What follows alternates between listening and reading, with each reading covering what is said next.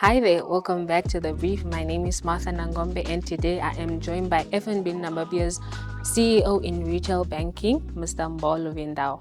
Good day, Mr. Mbo. How are you? Good day, Martha. I'm well. Thank you. Okay, so just to start us off, how would you describe the current state of retail banking in Namibia? The retail banking sector in Namibia is evolving rapidly. It's a highly regulated sector, but it's also a very resilient sector, which is very good for our economy.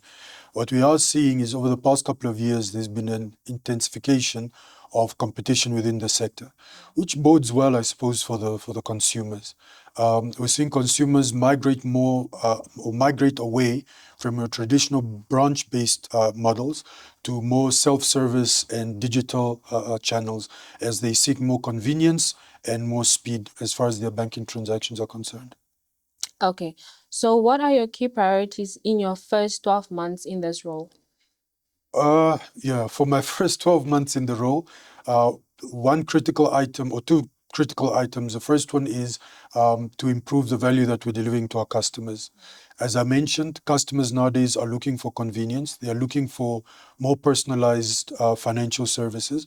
So we're looking at leveraging the information that we have as a commercial bank in order to provide more personalized, more fit financial services to our customers. And then obviously we're looking at improving services. So removing friction at every touch point, ensuring that our customers have a very seamless experience when they interact with us.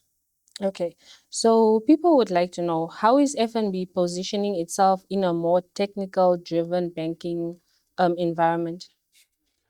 Somebody actually told me recently that banks have become technology companies that provide banking as a service, and that's just to underscore the importance of technology in banks in the banking sector at this particular point in time.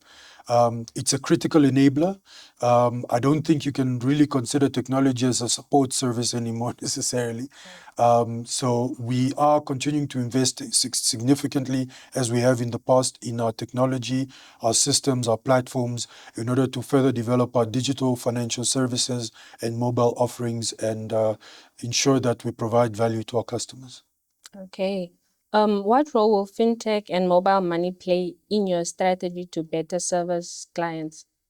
Thank you for the question, Martha. So, fintechs and mobile money are no longer concepts of the future. They are the way banks are competing and defending market share. So, our approach to that is really looking internally at how we can innovate and add value to our customers where we can, but also looking at strategic partnership where it makes sense. With digital banking growing rapidly, what is the future of traditional brick and mortar branches and ATMs in Namibia?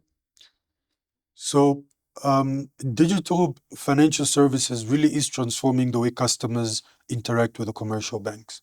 Now, I don't necessarily believe that your traditional physical touch points, your branches and your ATMs, are going to become obsolete, not immediately. I think we are stuck with them for the foreseeable future.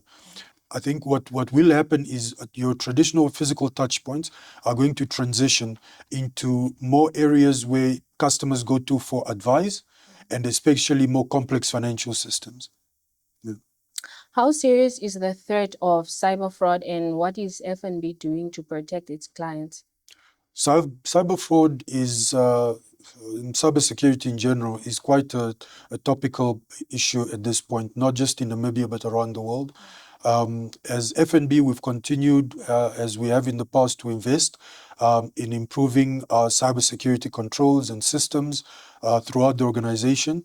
But I think to succeed in this area, it's really a two-pronged approach. One is us investing in our systems and internal capabilities, but two is also around creating awareness for our customers. Because what we're seeing is there's an increase in social engineering where, by fraudsters, where they try and get our customers to divulge privileged banking information that allows the cybersecurity criminals to get access to their accounts. So by combining our internal controls and our cybersecurity infrastructure with our customer awareness, I think that's how we win in that space. Okay, is there room to reduce banking fees while remaining profitable? I think that's a question everybody wants to know. Look, I think the one thing we must understand is that there is a cost to providing banking services. We're not getting away from that. Do I think there is room to reduce banking fees? Yes, to some extent. I do believe that, especially as we move towards a more digitally enabled financial ecosystem, that there is a means of basically reducing the cost to serve some of the customers in certain areas. There is an opportunity to leverage of our data insights in order to provide more relevant services and products to our customers, and so enable additional cross-selling. So I believe that it is possible for banks to reduce costs to some extent while still maintaining profitability, but would need to leverage of technology in order to be able to achieve that. Okay. So I would like to know, what is your strategy to improve customer retention? Customer experience. Yeah. So look, customer retention is really a function of the experience that customers have when they interact with us. And from an F&B point of view, our objective is to ensure that at every interaction, our customers experience a seamless, integrated, and frictionless experience. So it's really about looking at our customer experience, improving our customer service, and ensuring that we provide value to customers in order for them to stay with us. Okay, so what does success look like for FNB in the retail aspect for the next 5 years?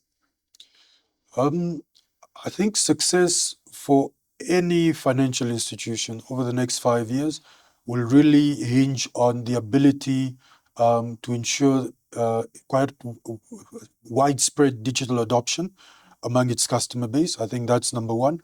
I think the second thing is as well is about ensuring that from an F&B point of view at least, that we become more embedded within our customers' financial lives. And what I mean by that is ensuring that financial services become more nuanced, more intuitive, more predictive, that the customer doesn't actually feel like they're actually interacting with your traditional bank. I think that's what winning sounds like or looks like in the next 5 years. But it's about more than that. From a F&B point of view, it's really about providing access to financial services, ensuring that we're able to attract investment into Namibia, and ultimately creating a Namibian economy that's globally competitive. That's what success looks like. Thank you so much, Mr. Mbo. All right. That was our exclusive interview with Mr. Mbo Luvindao. For more on this and other stories, don't forget to follow us on all our social media platforms.